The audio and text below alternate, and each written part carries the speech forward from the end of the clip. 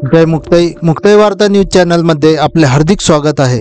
मुक्ताईनगर येथील प्रवर्तन चौकात शिवसृष्टीच्या विकास कामामध्ये अडथळा ठरणाऱ्या डीपी तसेच विजेच्या तारा संदर्भात आमदार चंद्रकांत पाटील यांनी सार्वजनिक बांधकाम विभाग व वीज वितरण कंपनीच्या अधिकाऱ्यांना सोबत घेऊन पाहणी केली.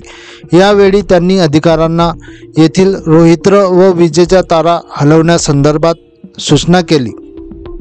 पहा या संदर्भातील ही बातमी. मेन गेट आहे ते पासपोर्ट किल्ल्याचं.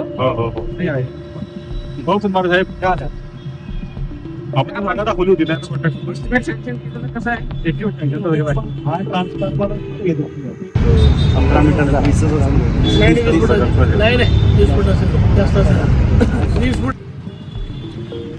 आमदार साहेब वगैरे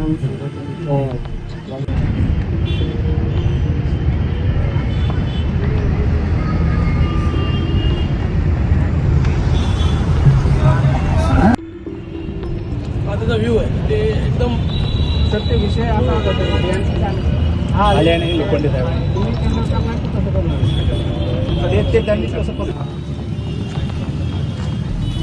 म्हणून आपण लाईन आणि नवीन ट्रान्सफॉर्मर तिकडे प्रपोज केला.